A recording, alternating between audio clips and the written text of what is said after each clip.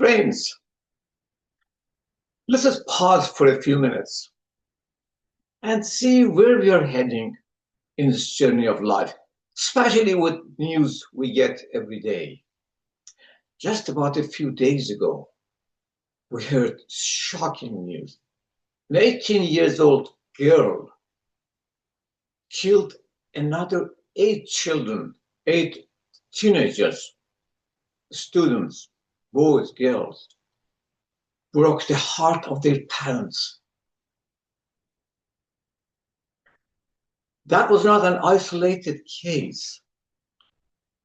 A short while earlier, another 10 years old child was charged with manslaughter to killing another very young child.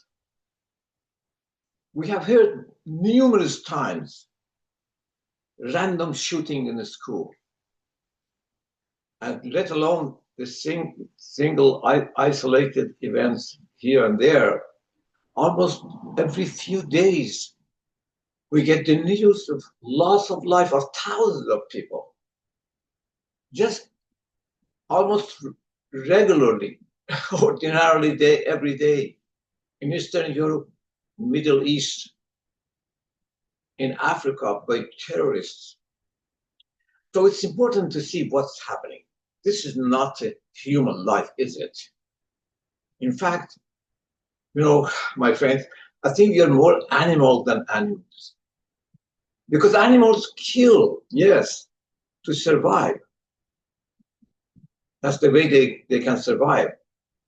But they kill for showing our power, or just for fun. Who should be blamed? And what is the problem? This is not normal. I mean, of course, we had in past things, events, sad, very shocking, but not at this level. And the fact is that it's escalating every month and every year. Who should be blamed? I think we can't say we are free of blame. Well, you may say that there's nothing we can do individually. True. It's true. It's beyond our power. Yes, we are passive watcher doing nothing, but the power of the culture, the social environment we are in it, having us in its grip, having control on us, on every single of us, no matter what job we have, and is in fact changing us. Yes, taking from us our humanity. There is a reason for it. I mean, it's not exaggeration that there is a monster called culture, and it's almost psychopath. If you think very carefully, this culture is just like a living thing today, made of small and big systems, social systems. They are made by a group of people, but when they get together, they're no longer human.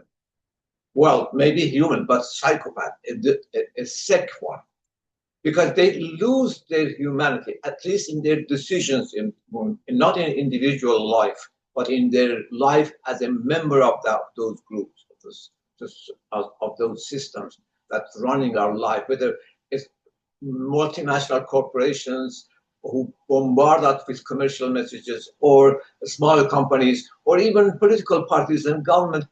We are getting these messages of all kinds, our news, and they are making our mind, especially younger generation. And what they are, my friends, that's the heart of the problem.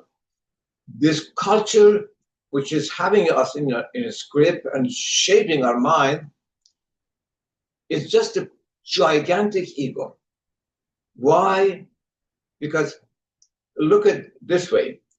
As a human, we are a mixture of ego and human.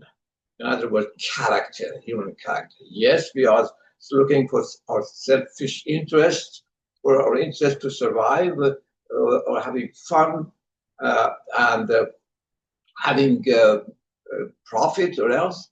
But also, without exception, we have sense of compassion, sense of honesty, sense of caring for others, sense of being hurt when we see somebody else is hurt, without an exception.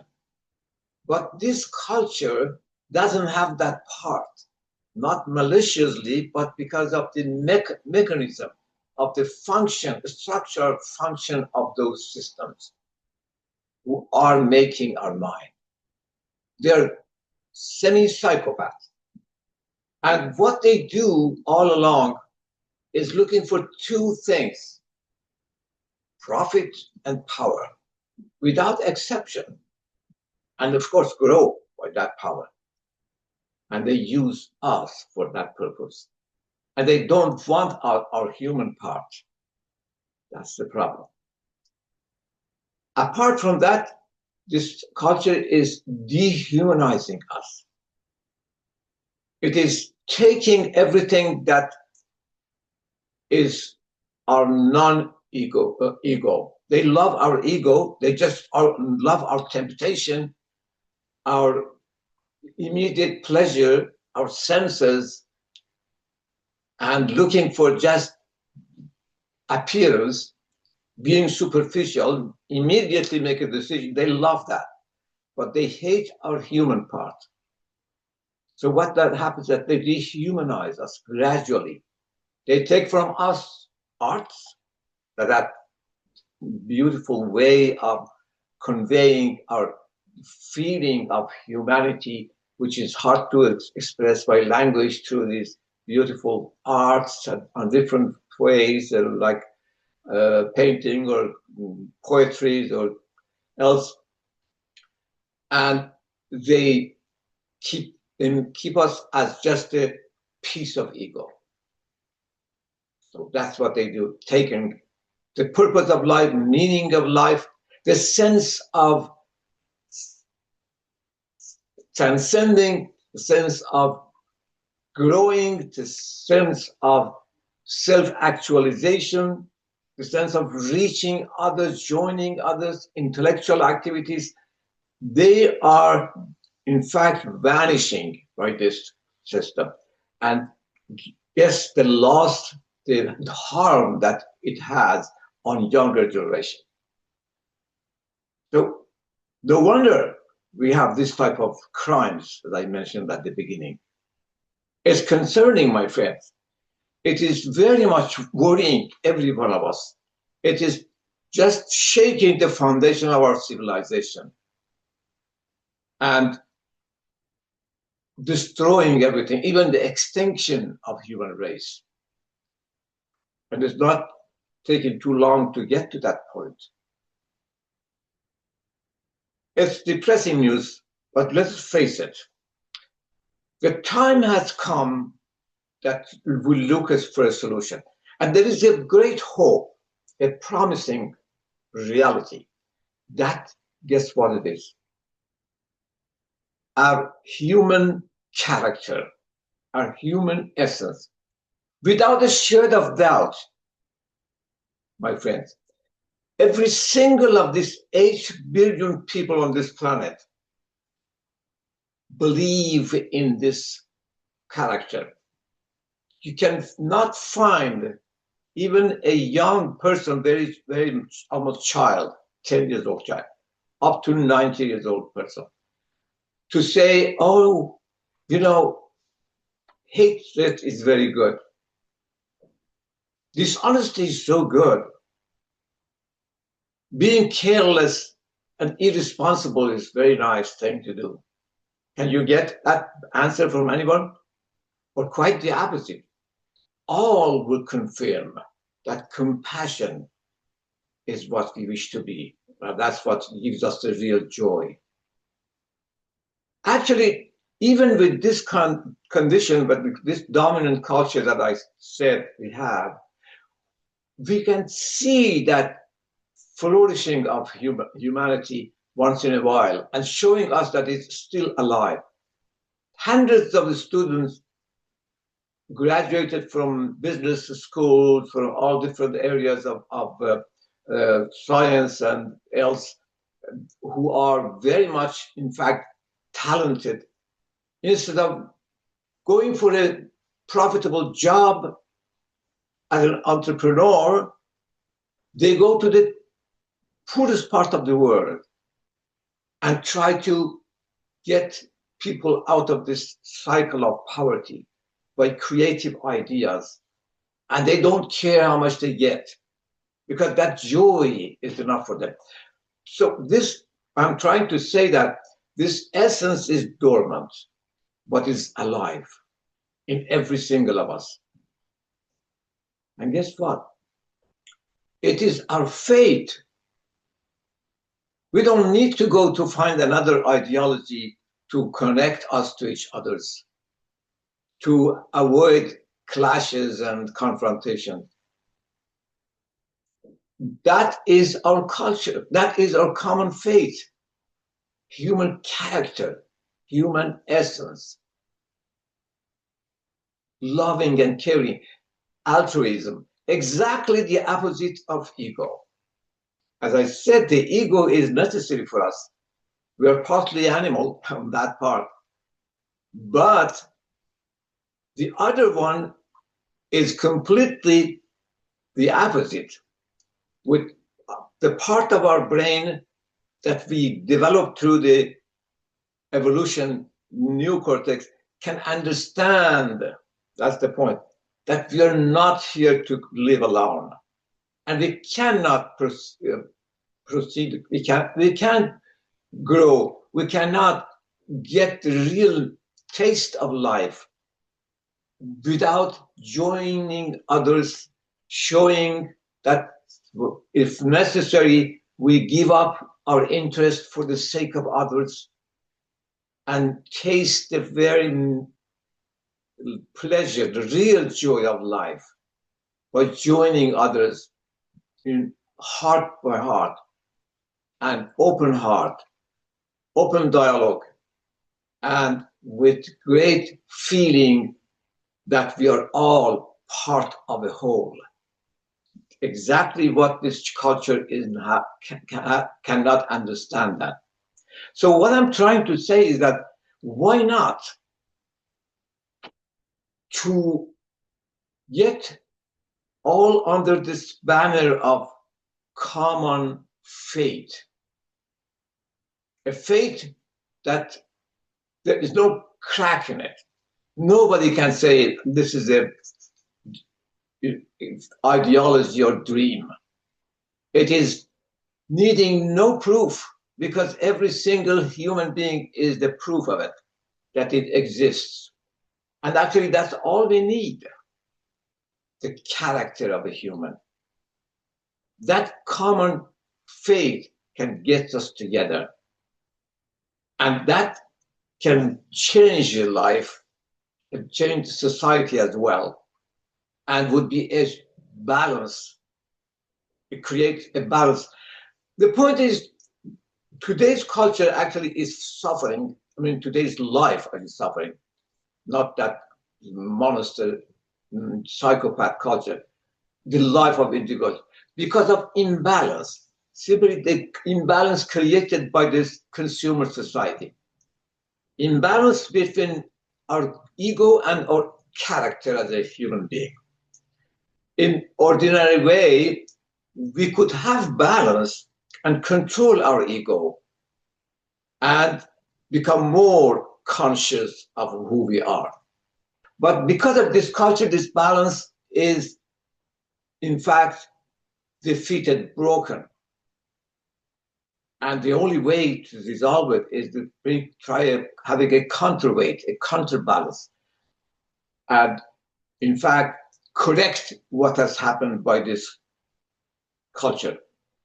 The culture is all the time elevating our ego and blaming or depressing our real self.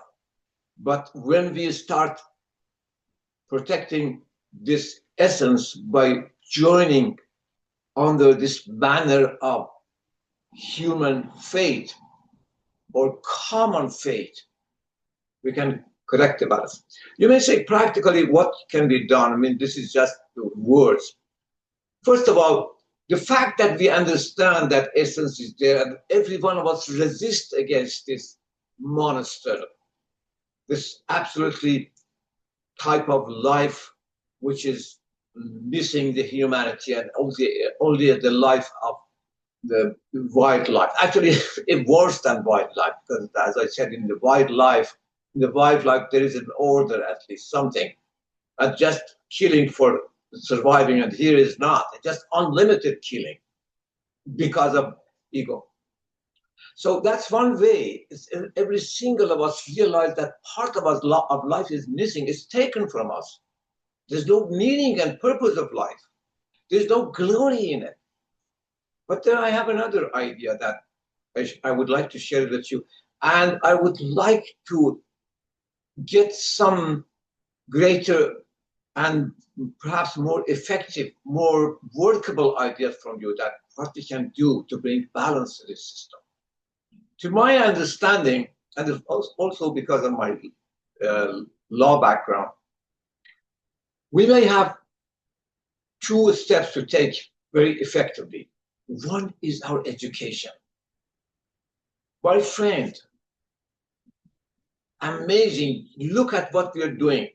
We're teaching everything to our children, except what they have to learn the first step when they start the education.